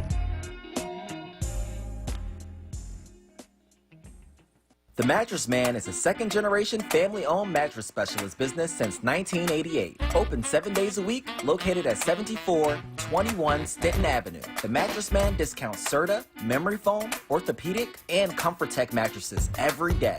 You deal directly with the owner, Julian, to ensure you get the best price and best service. The Mattress Man offers same-day delivery on most models to most areas. Ask about the WURD discount. Call 215-424-5550. COVID's put the good times on pause way too long. It's time to press play, and COVID-19 vaccines are the way to do it. Now everyone 12 and older is eligible. Take your family and friends, because it's time to get back to the good times. Keep listening for vaccine locations near you, or text your zip code to 438-829. Message and data rates apply. We can do this! Paid for by the U.S. Department of Health and Human Services. Hi, I'm Solomon Jones. I'm the morning drive host of Wake Up with WURD here at WURD Radio in Philadelphia. This time last year, we couldn't go to work, school, church, or even out to eat. We were all separated and trying to be safe at home. People we knew and loved were getting sick and dying from COVID-19. Well, now there's a vaccine. It's safe, it's available, and it's free. Get the vaccine. It's the right thing to do. Think about those who got sick or died. Think about what they would tell you to do. And then do what I did. Get your free COVID-19 vaccine at blackdoctorsconsortium.com. You're listening to WURD Radio, 96.1 FM and 900 AM WURD, independent black media. Okay, we are back. From that standpoint, we were talking about amateur boxing. And like I was saying, Bert Sugar told me that, hey, God, people aren't going into the sport. It's a combination of international boxing doing things. I remember watching the U.S. versus the Soviet Union, U.S. versus Cuba. And I know. I mean, when I heard that was on, I was like, man, where's the TV set? ABC's Wild World of Sports. I'm there. You know, that came on. And now it's like you can barely get boxing. I watched basketball, track, and boxing. I mean, I couldn't, and boxing back in 76 and 80, well, no, we weren't in 80, but in 76 and 84, I'm watching boxing. I mean, everything. That's the thing. Boxing, track, maybe basketball. Weightlifting. Yeah, weightlifting. With the Russians, come on. Yeah, I mean, and track and field, the Cubans. I mean, boxing with I love when the Cubans were really good and we were really good. And there was just some great boxing. Now it's not as important. I think what's the reason for the demise? We got a short period of time left, but what's been the reason for the demise of amateur boxing? But it also has some type of impact upon just local communities. One of our callers says that we need more boxing gyms in the city, considering all the violence that's going on. So what's been the demise of amateur boxing? Well, the demise of it has been that. The streets, gentrification. A lot of those older buildings that we use for gyms are now being flipped and turned into $1 million homes. The lack of parenting. I blame parents for a lot of this. I don't care what anybody says. I blame parents because they're not pushing their kids. My mom didn't even want me to fight, and then she let me fight. You know what I mean? I also believe that now, because social media is so big, I can see a young prospect and go, okay, you know what? We don't have to really damage him or have him be in the amateur game for a long period of time. We'll give him some money, we'll let him work with the pros and turn him pro at 20, 21. That's why you see a lot of young fighters now. If you notice, a lot of these guys are 20, 21 years old, 19, 20, fighting. Where before 19, 20, you were still fighting amateur. You wasn't probably going pro until you was like 23, 22, 23 years old. So, and you grew into your body. I think the lack of mentorship, I think the lack of this PC correct world we live in, you know, you got people, I don't want to see nobody get hit. Because before, boxing was all ABC, CBS, NBC. You couldn't miss it on Saturday. From Frank Animal Fletcher to Buddy McGirt to Alexis Arguello, you know what I mean? And then, you know, obviously the heavyweights would be, you know, on a Saturday night, Ali or somebody like that. You know what I mean? But all of these things, there's so many different factors. And then again, you know, knowing, I also believe like it's systemic underlying racism. You got black people and Cubans and people of color that can really go. And they're like, okay, so we ain't gonna be putting too much energy. We don't want them to be seen too much. Unlike in the past, that was the sell. That story, the Bob Nix story. Just think if Bob Nix would have went pro, okay? And as he was going pro, or to you know, and people knew about this story, there would have been somebody putting information out on him already. You know what I'm saying? Because it would have been like, oh yeah, so you had a son to make it to the league? Oh my gosh, you know, tell us more about that, blah, blah, blah. But we're not promoting any of those things anymore. So I believe that there's a large spectrum of why amateur fighting is down. And they rather have the guys turn pro. Back in the day, they used to fight in the 70s without headgear. Now they're going back to that type of aspect. So it's just a lot of things. You know, you can't put your finger on one thing, but like Russell Pelt said, who's a big-time promoter from Philly, he goes, hey, now before you could find on NBC, CBS, now you got to look at channel 680 to find the Olympic, and you might see 1 or 2 fights. And why would you do that? Why would you take the chance of a kid getting notoriety, put him on a cable network station that no one's going to be able to watch? Wow. But see, it's a lot to it, bro. It's a lot to it. Yeah, and because it's a shame because, like I said, you know, we grew up in that generation. I'll go back to 72 when Sugar Ray Seals won the gold medal at the middleweight division, and there was a complaint that, hey, where are the American amateur fighters and whatnot? And so that was the class of Ray Leonard. And I gotta mention, I hate to mention from familiar relationships, but my uncle Robert Newton was at the Naval Academy in the early 70s, and he fought Aaron Pryor. He fought Aaron Pryor as an amateur. My uncle claims he beat him. He won by decision, but my uncle came out of Naval Academy. He was actually, but my uncle, like a lot of people, he was also getting his MBA at Harvard. Right. So he chose that, but he was a southpaw. He was a mean southpaw. But the thing is, you know, when I look at, you know, it's like boxing is growing everywhere but this country, because it seems like, yes, we do have options, but I look at it in terms, I look at the communities now. I mean, you got these kids are, you know, all this fighting. The kids are fighting in the communities now. I mean, I teach down at Bowie, and even in an affluent county for black folk like PG County, the kids have this kind of aggression.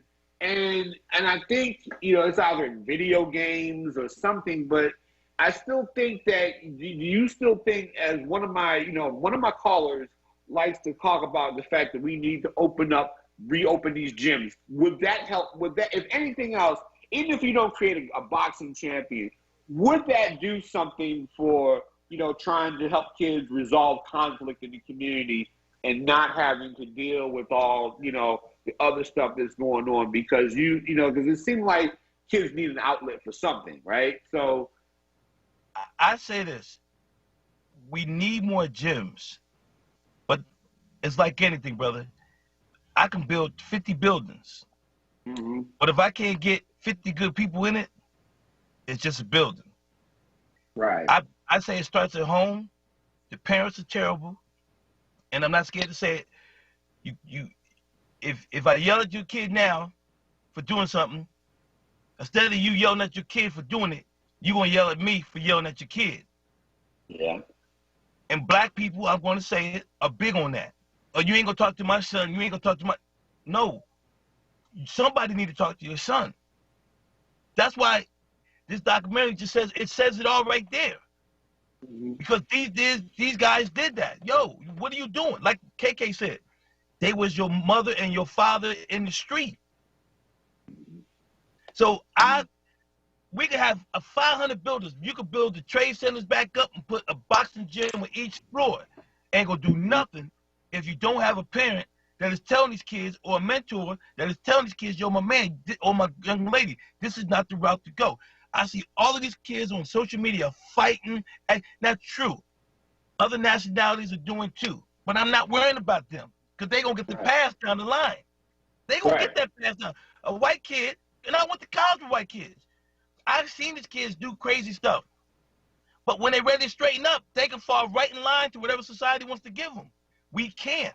And for some reason, we haven't figured that out as a people and as parents and mentors. You know what I mean? I train my godson and I train another kid.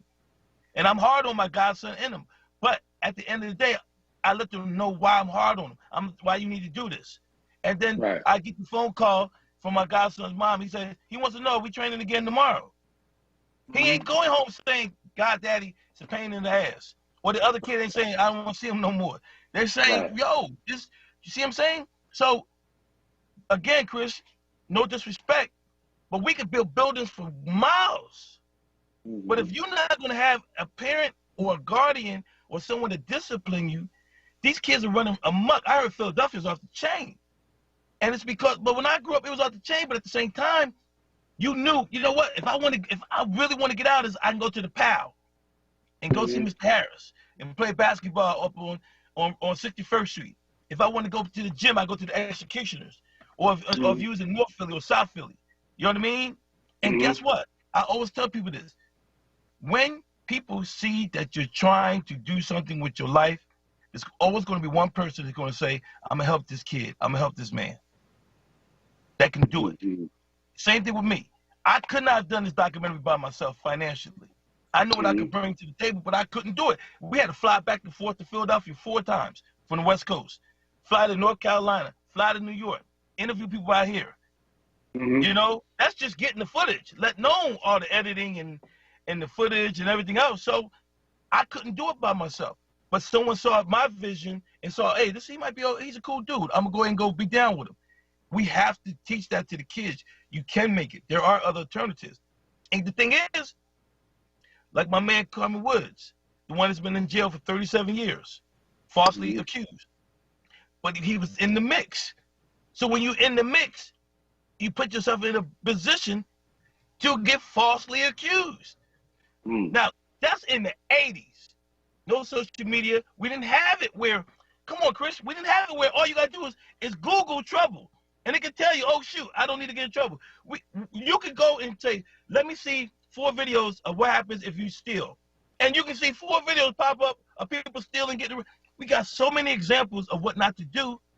Come on. But we still need somebody to tell these people not to do it. Before we go, I want to settle one thing before we go. Executioners, Bernard Hopkins. Now, you know, I covered Bernard Hopkins for a long time. As a matter of fact, a couple of years ago, I was in Atlantic City when they inducted him to the Atlantic City Boxing Hall of Fame. Well deserved. Well deserved. I mean, the connection there. A lot of people in the film said that they were upset about the whole. And I got about 2 minutes. We get this in 1 minute. They were upset about the whole executioner thing and whatnot, and the fact that Bernard took that. Did you all come in contact with him, or you know, when he was an amateur, or was it just did he hear those stories and say, "Hey, I like this name"? Real quick, Mike Wells fought Bernard Hopkins twice in the amateurs, and they talked about it in the documentary. And Mike beat Bernard Hopkins twice. Okay, Mike fought Bernard in the amateurs twice, and he beat him. Even George Hill, the late George Hill, who we just lost, he talked about how Mike had beat Bernard Hopkins right before Bernard went up to prison. But you know, so that's the connection. There has to be some connection. If you go back to history and look at Bernard's entry to the ring and stuff like that, wearing the mask, everything. Okay, they didn't have a problem with that. They would have liked to have been recognized. You know what I mean?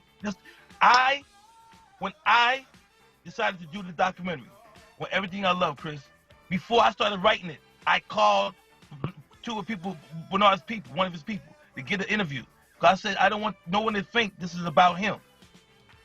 I tried 3 different times to get in touch with Bernard. I got blown off 3 different times. Okay.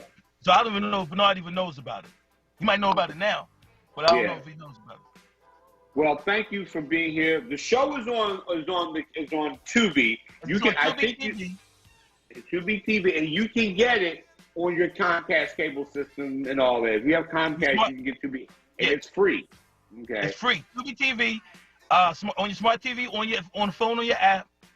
And please tell your listeners, man, follow me at DanandGreen66. That's my Instagram, DanandGreen66, or The Executionist Doc. That's my Instagram, and you can follow me on Facebook. I don't tweet yet. I'm about to, but man, I really appreciate you, brother. And I want all of Philadelphia, man. I hope that this get out to all of Philly, white, black, everybody. This is a documentary you need to see. Absolutely. Thank you very much for being with us today. Ladies and gentlemen, we are out of time. We will see you on the Chris Murray Report next week on WURD 96.1 FM, 900 AM. You all have a great weekend and great energy, man. Thank you. Thank you, brother.